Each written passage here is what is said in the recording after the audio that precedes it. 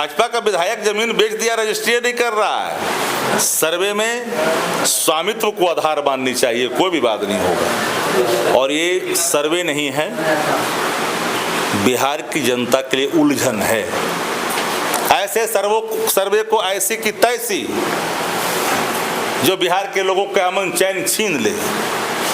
हम तो political party 24/7 तैयार रहते हैं। ये 3 नंबर वाला पार्टी अपना ध्यान देना। सर, चूंकि मैं जो हूँ सीमांचल के क्षेत्र से आता हूँ, तो मैं सीमांचल की बात किया। जी, सीमांचल में विक्रमशिला सेतु पुल कब बना? लालू जी के राज में। निरंजन नदी पर पुल कब बना? लालू जी के राज में। रेवा घाट पर पुल कब बना? लालू जी के राज में। गंडक पर पुल कब बना? लालू जी के राज में। कोई पुल गिरा क्या? रजिस्ट्री नहीं हुआ, किसी कारण से वो चले गए बाहर और लौट ही नहीं रहे हैं। तो स्वामित्व उनका है, सर्वे में उनको दिखाएगा। जो जोत रहा है, जोत का मालिक वो है। तो लचीलापन। इस वक्त मैं पटना में हूं और राजद कार्यालय के अंदर हूं। मेरे साथ राजद के कदावर नेता शक्ति सिंह यादव हैं। आज बात जो होगी वो जमीनी सर्वे को लेकर होगी। दोस्तों, हम बात करेंगे। सर, बहुत बहुत स्वागत आपका। आपका भी, आप मिथिलांचल से आए हैं तो आपका भी स्वागत है। सर, लगातार देखा जा रहा है जो सर्वे है, इसको लेकर लोग कहीं ना कहीं काफी परेशानी में हैं। सर्वे का जो वर्तमान स्वरूप है, इससे खूनी संघर्ष को बढ़ावा मिलेगा। और ये सर्वे नहीं है, बिहार की जनता के लिए उलझन है।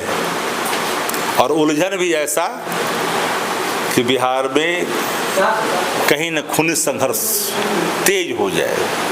जमीन के टुकड़े जो जीविका के आधार हैं, जिनका स्वामित्व लगभग 25 साल, 30 साल, 35 साल, 40 साल, 50 साल से है। जो लोग बेच दिए, पैसा दे दिए, रजिस्ट्री नहीं हुआ, किसी कारण से वो चले गए बाहर और लौट ही नहीं रहे हैं। तो स्वामित्व उनका है, सर्वे में उनको दिखाएगा।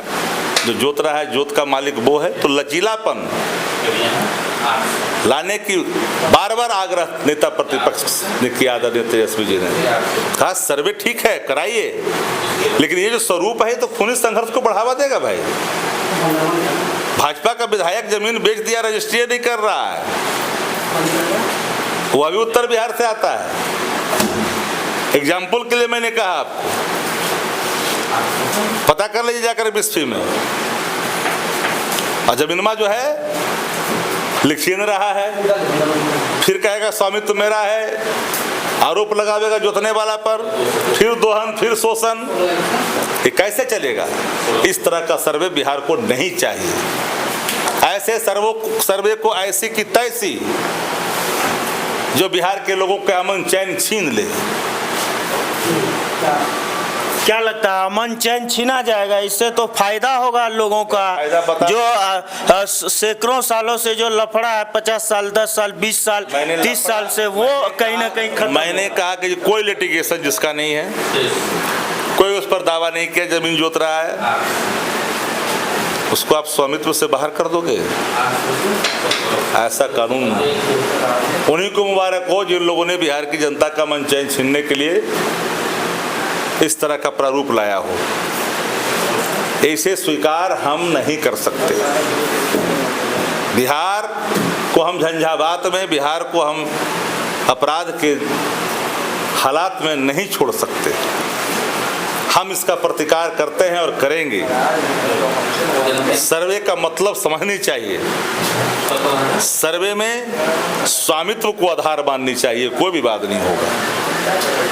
अगर स्वामित्व नहीं है तो फिर सवाल सामने है। सर, एक और सवाल होगा। जो बिहार में आए दिन लगातार देखा गया है कि जो पुल है गिर जा रहा है। बिहार में पुल गिरने का सिलसिला जारी है।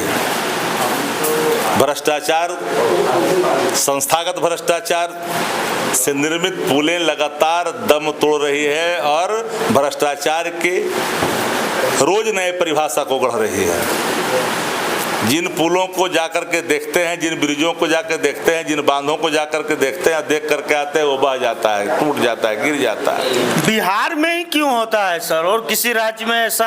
आपने कभी पहले सुना था क्या? नहीं, मैं तो सुना। विक्रमशिला सेतु पुल कब बना? लालू जी के राज में। निरंजन नदी पर पुल कब बना? लालू जी के राज में।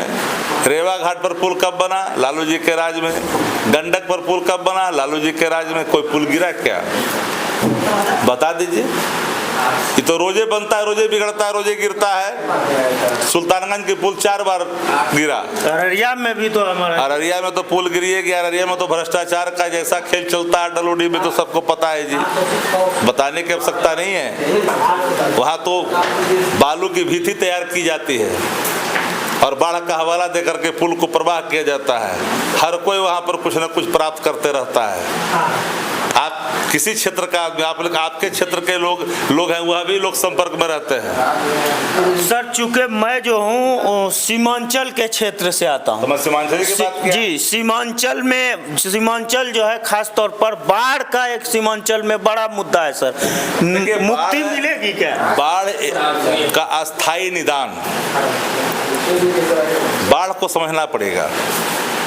नेपाल की नदियाँ सीधे तौर पर आती है और तबाह करके चल जाती है। महानंदा जैसी नदियाँ, कमला बलान जैसी नदियाँ, कोसी जैसी नदियाँ तबाह कर देती है।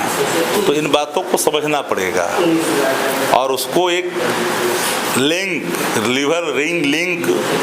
करके उसको पानी के बहाव को एक अलग रास्ता देना पड़ेगा, वरना अकस्मात जो बराज से पानी आते हैं और तबाह करके इंफ्रास्ट्रक्चर को भी तबाह करता है।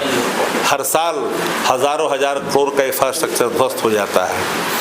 तो जो आपदा है उसके लिए तेजस्वी जी ने एक रोड मैप तैयार किया है। आने वाले कल में सीमांचल की जनता को तोहफा के रूप में जरूर उन्होंने वो ऐलान करेंगे आने वाले कल में।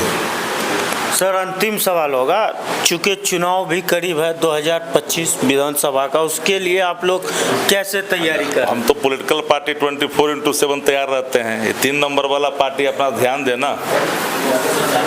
चलिए, बाकी बात वीडियो को देखने के लिए बहुत बहुत शुक्रिया, धन्यवाद।